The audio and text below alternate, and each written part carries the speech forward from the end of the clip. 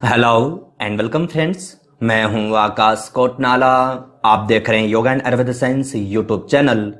दोस्तों, आज फिर से न्यू टॉपिक न्यू लेक्चर लेकर के मैं आपके बीच उपस्थित हूं।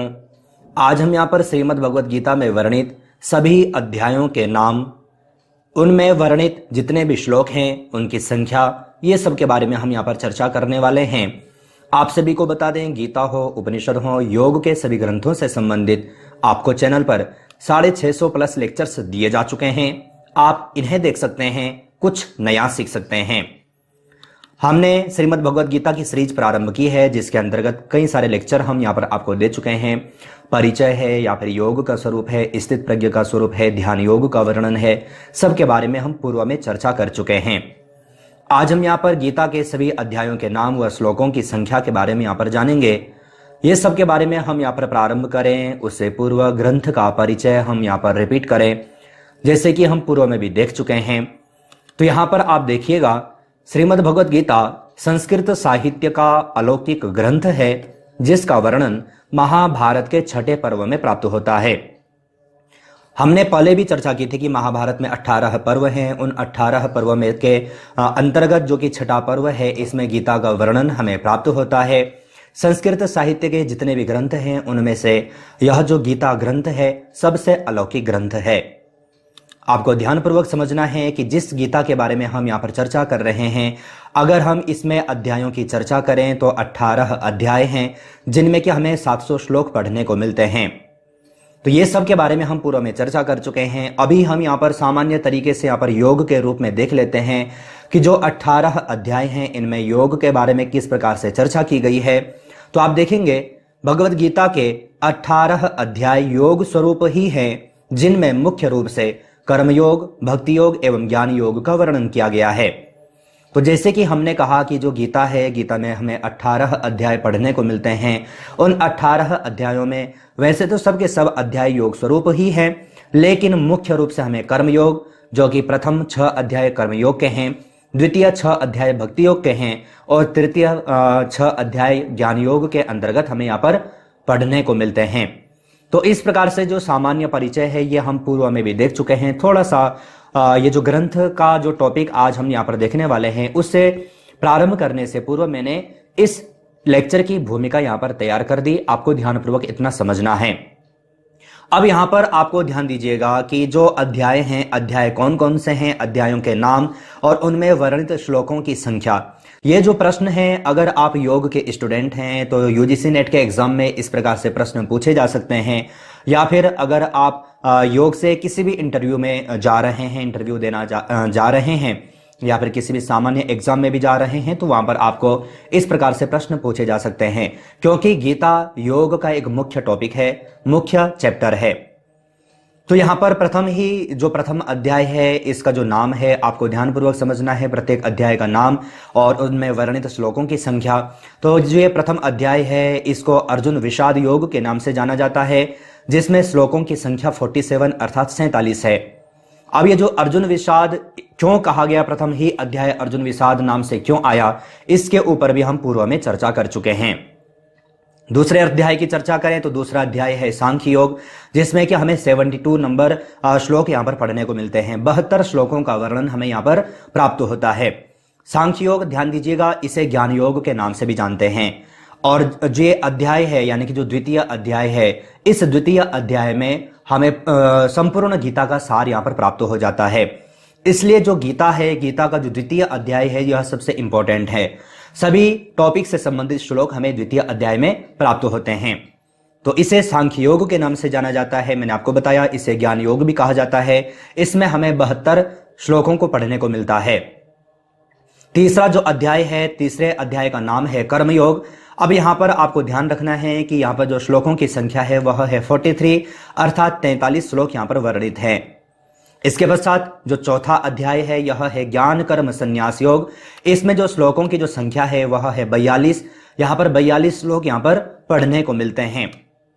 इसके पश्चात जो पंचम अध्याय है, पंचम अध्याय कर्म संन्यास योग के नाम से जाना जाता है। इसमें हमें 29 अर्थात 29 श्लोक पढ़ने को मिलते हैं। आप अगर जो पूर्व के लेक्चर देखे होंगे तो वहां पर मैंने आपको बताया है कि इन अध्यायों के नाम कैसे आप याद कर सकते हैं।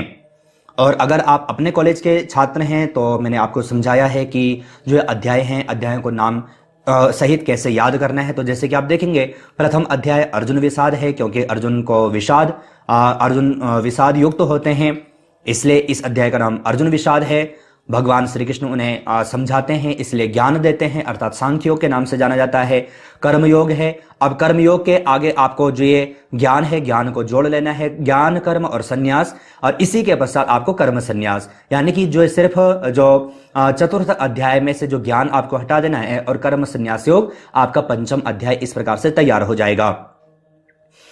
आगे हम जो छठे अध्याय को देखेंगे, तो छठे अध्याय को जाना जाता है आत्म संयम योग के नाम से, जिसमें कि हमें 47 श्लोकों को पढ़ने को मिलता है। अब ये जो आत्म संयम योग है, आपको ध्यान रखना है कि इसे ध्यान योग के नाम से भी जाना जाता है। ध्यान के विषय में यहां पर चर्चा की गई है, और ध्यान योग क्या है, श्रीमद् भगवद गीता के अनुसार ये मैंने आपको लेक्चर आपको दिया है, साथ ही ये सब आपको वेबसाइट पर पढ़ने को भी मिल जाते हैं। नेक्स्ट जो सप्तम अध्याय है, यानी कि जो 7वां अध्याय है, यह है ज्ञान विज्ञान योग के नाम से। इनमें जो इस अध्याय में जो श्लोकों की जो संख्या है वह है 30, अर्थात 30। नेक्स्ट जो अष्टम अध्याय है, यानी कि जो 8वां अध्याय है, इसे अक्षर ब्रह्म योग के नाम से जाना जाता है, जहां पर कि 28 नंबर श्लोक यहां पर दिए गए हैं। अक्षर ब्रह्म के अंतर्गत हमने यहाँ पर ओमकार के विषय में देखा था। ओमकार को यहाँ पर ब्रह्म स्वरूप में यहाँ पर वर्णित किया गया है। जो अक्षर है उसे स्वयं ब्रह्म माना गया है। तो ये सब आपको यहां पर जानने को मिलेगा, अर्थात अष्टम अध्याय में हमें पढ़ने को मिलता है। नेक्स्ट जो नवम अध्याय है, यह राज विद्या राजगुह्य योग नाम से जाना जाता है। राज विद्या के बारे में यहां पर दर्शाया गया है। यहां पर जो श्लोकों की संख्या है वह है 34, अर्थात 34 श्लोक यहां पर दिए गए हैं। इसके पश्चात जो दसम अध्याय है, दसम अध्याय में हमें 42 श्लोक पढ़ने को मिलते हैं। इसका नाम है विभूति योग। इस अध्याय में भगवान श्री कृष्ण अपनी विभूतियां अर्जुन के सम्मुख रखते हैं, क्योंकि जब अर्जुन प्रश्न करते हैं कि आप अपने स्वरूप को इस प्रकार से दर्शा रहे हैं, राजविद्या राजयोग में जब भगवान श्री कृष्ण अर्जुन को समझाते हैं, राजविद्या वहां पर समझाते हैं, तो तब वहां पर अर्जुन प्रश्न करते हैं कि आप जिस स्वरूप की आप चर्चा कर रहे हैं, आप उसे मुझे समझाइए। तो यहाँ पर भगवान श्री कृष्ण अपनी जो विभूतियां हैं, विभूतियां का वर्णन करते हुए यहाँ पर 42 श्लोक यहाँ पर देते हैं। आपको ध्यान रखना है, जिस प्रकार से विभूति योग हमें योग दर्शन के 3य अध्याय में पढ़ने को मिलता है, विभूतियों की वहां पर चर्चा की गई है, उसी प्रकार से भगवान श्री कृष्ण यहाँ पर अर्जुन को अपनी विभूतियों का वर्णन करते हैं। नेक्स्ट जो 11वां अध्याय है, इसे विश्वरूप दर्शन योग के नाम से जाना जाता है, जिसमें क्या हमें 55 श्लोक पढ़ने को मिलते हैं। 55 श्लोक यहाँ पर दिए गए हैं। विश्वरूप दर्शन योग, यहाँ पर भगवान श्री कृष्ण अपना विराट स्वरूप यहाँ पर दर्शाते हैं। अपना जो विराट स्वरूप है भगवान श्री कृष्ण अर्जुन को दिखाते हैं। तो ये आपको यहाँ पर ध्यान पूर्वक समझना है, किस अध्याय में किस विषय की चर्चा की गई है। अगर आप इतना समझ जाएंगे तो आपको श्लोकों का जो अध्याय है, अध्यायों का सीक्वेंस, अर्थात किस अध्याय का नाम क्या है, ये आपको याद हो जाएगा। नेक्स्ट 12वें अध्याय की ओर चले तो 12वां अध्याय भक्ति योग के नाम से जाना जाता है, जिसमें कि सिर्फ हमें 20 ही श्लोक पढ़ने को मिलते हैं। इसके पश्चात जो 13वां अध्याय है, 13वें अध्याय का नाम है क्षेत्र क्षेत्रज्ञ विभाग योग। इसमें हमें 34 श्लोक पढ़ने को मिलते हैं। अब क्षेत्र का तात्पर्य क्या है और क्षेत्रज्ञ का तात्पर्य क्या है, तो मैंने आपको बताया था। अगर आप कॉलेज के छात्र हैं तो आप इस टॉपिक को जानते होंगे। क्षेत्र का तात्पर्य शरीर से होता है और क्षेत्रज्ञ का तात्पर्य आत्मा से है। तो यह जो 13वां अध्याय है क्षेत्र क्षेत्रज्ञ विभाग योग के नाम से जाना जाता है, इसमें हमें 34 श्लोक पढ़ने को मिलते हैं। इसके पश्चात जो 14वां अध्याय है, इसका नाम है गुणत्रय विभाग योग। इसमें हमें 27 श्लोक पढ़ने को मिलते हैं। ध्यान दीजिएगा, गुणत्रय का तात्पर्य है कि 3 प्रकार के गुणों की यहाँ पर चर्चा की गई है, सतोगुण, रजोगुण और तमोगुण। इन 3 प्रकार के गुणों की यहाँ पर चर्चा की गई है, इसलिए इस अध्याय को गुणत्रय विभाग योग के नाम से जाना जाता है। इसके पश्चात जो 15वां अध्याय है, 15वां अध्याय पुरुषोत्तम योग के नाम से जाना जाता है, जिसमें कि हमें सिर्फ और सिर्फ 20 ही श्लोक पढ़ने को मिलते हैं। ध्यान दीजिएगा, गीता का सबसे छोटा अगर कोई अध्याय है तो वह 15वां और 12वां है, जिसमें कि हमें सिर्फ और सिर्फ 20 ही श्लोक पढ़ने को मिलते हैं। आगे जो 16वां अध्याय है, 16वां अध्याय देवासुर संपद विभाग योग के नाम से जाना जाता है, जिसमें कि हमें सिर्फ और सिर्फ 24 ही श्लोक पढ़ने को मिलते हैं। आप देख रहे हैं प्रत्येक अध्याय के बाद में नाम के बाद यहां पर आप देखेंगे योग यहां पर लिखा हुआ है। इसलिए हमने पहले ही कहा था कि जो गीता के जो 18 के 18 अध्याय हैं, यह सब के सब योग स्वरूप ही है। तो इस प्रकार से आपको यहां पर जो 16 अर्थात जो 16वां अध्याय है, ये यहां पर जानना है। 17वें अध्याय की चर्चा करें तो यहां पर आपको श्रद्धात्रय विभाग योग यानी कि 3 प्रकार की श्रद्धाएं यहां पर चर्चा की गई हैं। 3 प्रकार की श्रद्धाओं को यहां पर दर्शाया गया है, जिसमें कि हमें 28 श्लोक यहां पर पढ़ने को मिलते हैं। आहार आदि की भी चर्चा की गई है, 3 प्रकार के आहार की भी यहां पर चर्चा की गई है। तो ये सब आपको ध्यानपूर्वक समझना है और आगे इनसे संबंधित और अन्य लेक्चर्स भी आपको चैनल पर मिलने वाले हैं, वेबसाइट पर आपको पढ़ने को फ्री में मिलने वाले हैं।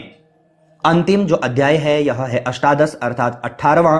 इसका जो नाम है वह है मोक्ष संन्यास योग, यानी कि मोक्ष का भी संन्यास करना है, उसमें भी कोई आत्मीय भाव नहीं होना है। इसमें जो श्लोकों की संख्या है वह है 78।